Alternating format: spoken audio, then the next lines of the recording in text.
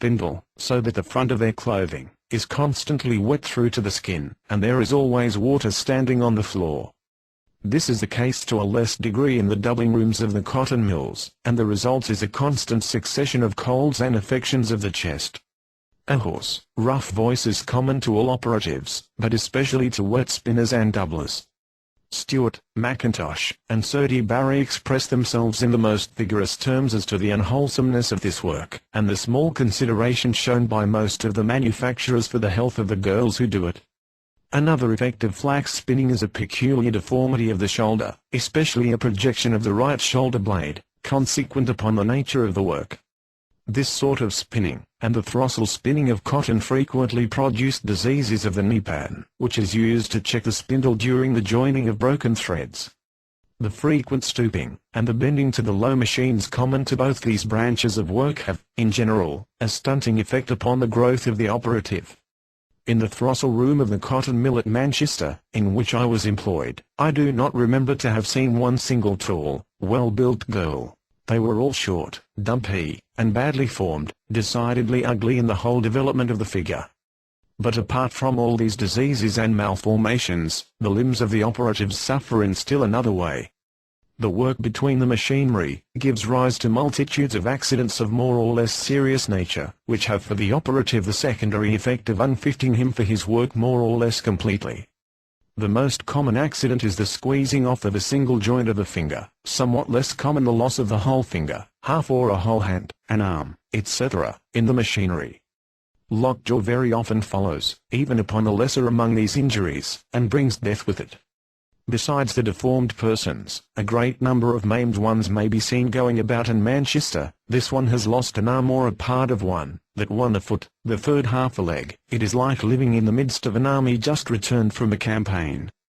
But the most dangerous portion of the machinery is the strapping which conveys motive power from the shaft to the separate machines, especially if it contains buckles, which, however, are rarely used now. Whoever is seized by the strap is carried up with lightning speed, thrown against the ceiling above, and floor below with such force that there is rarely a whole bone left in the body, and death follows instantly. Between June 12 and August 3, 1843, the Manchester Guardian reported the following serious accidents, the trifling ones it does not notice. June 12, a boy died in Manchester of lockjaw, caused by his hand being crushed between wheels. June 16, a youth in Saddleworth, seized by a wheel, and carried away with it, died, utterly mangled. June 29, a young man at Greenacres Moor, near Manchester, at work in a machine shop, fell under the grindstone, which broke two of his ribs, and lacerated him terribly.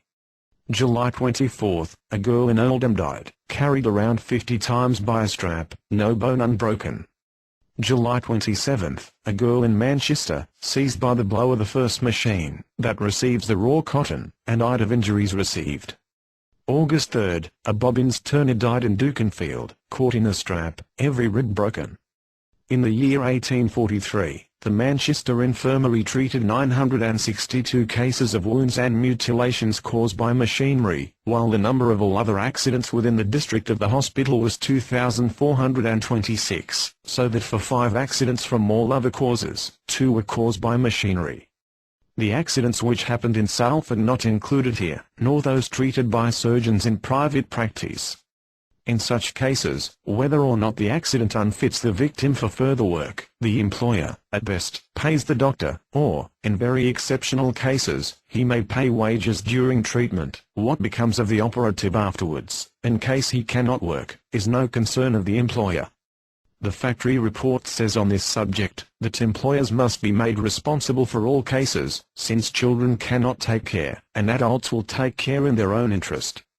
But the gentlemen who write the report are bourgeois, and so they must contradict themselves, and bring up later all sorts of bosh on the subject of the culpable temerity of the operatives. The state of the case is this: if children cannot take care, the employment of children must be forbidden. If adults are reckless, they must be mere overgrown children on a plane of intelligence which does not enable them to appreciate the danger in its full scope. And who is to blame for this, but the bourgeoisie which keeps them in a condition in which their intelligence cannot develop? Or the machinery is ill arranged, and must be surrounded with fencing, to supply which falls to the share of the bourgeoisie. or the operative is under inducements which outweigh the threatened danger, he must work rapidly to earn his wages, has no time to take care, and for this too, the bourgeoisie is to blame. Many accidents happen, for instance, while the operatives are cleaning machinery in motion. Why? Because the bourgeois would otherwise oblige the worker to clean the machinery during the free hours, while it is not going, and the worker naturally is not disposed to sacrifice any part of his free time. Every free hour is so precious to the worker, that he often risks his life twice a week, rather than sacrifice one of them to the bourgeois. Let the employer take from working hours the time required for cleaning the machinery, and it will never again occur to an operative to clean machinery in motion. In short, from whatever point of view, the blame falls ultimately on the manufacturer, and of him should be required, at the very least, lifelong support of the incapacitated operative, and support of the victim's family in case death follows the accident. In the earliest period of manufacture, the accidents were much more numerous in proportion than now, for the machinery was inferior, smaller, more crowded, and almost never fenced. But the number is still large enough, as the foregoing cases prove, to arouse grave question as to a state of things which permits so many deformities and mutilations for the benefit of a single class, and plunges so many industrious working people into want and starvation by reason of injuries undergone in the service, and through the fault of the bourgeoisie. A pretty list of diseases engendered purely by the hateful money greed of the manufacturers. Women made unfit for childbearing, children deformed, men enfeebled, limbs crushed, whole generations wrecked, afflicted with disease and infirmity, purely to fill the purses of the bourgeoisie.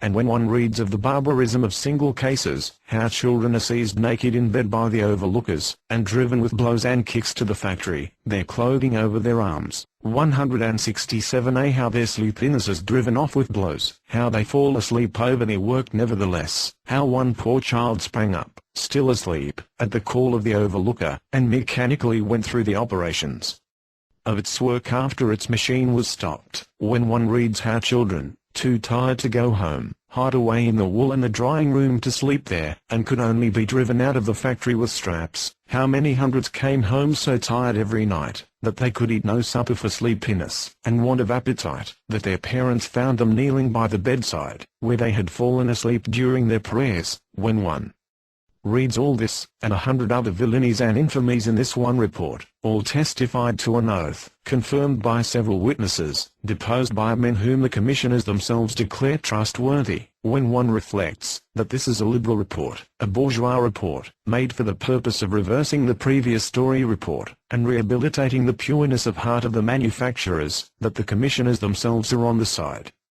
of the bourgeoisie, and report all these things against their own will, how can one be otherwise than filled with wrath and resentment against a class which boasts of philanthropy and self-sacrifice, while its one object is to fill its purse at out pricks? Meanwhile, let us listen to the bourgeoisie speaking through the mouth of its chosen apostle, Dr. Ure, who relates in his Philosophy of Manufactures 167b, that the workers have been told that their wages bore no proportion to their sacrifices, the good understanding between masters and men being thus disturbed.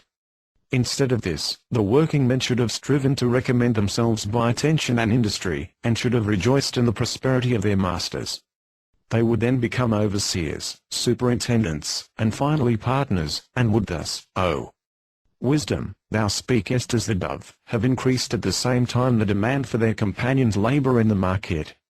Had it not been for the violent collisions and interruptions resulting from erroneous views among the operatives, the factory system would have been developed still more rapidly and beneficially. 168a.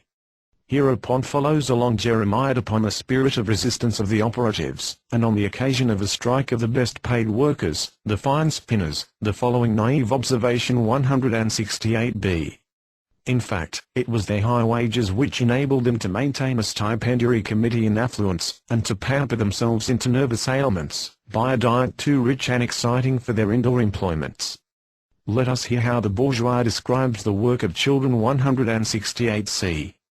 I have visited many factories, both in Manchester and in the surrounding districts, during a period of several months, entering the spinning rooms unexpectedly, and often alone, at different times of the day, and I never saw a single instance of corporal chastisement inflicted on a child, nor, indeed, did I ever see children in ill humor. They seemed to be always cheerful and alert, taking pleasure in the light play of their muscles, enjoying the mobility natural to their age. The scene of industry, so far from exciting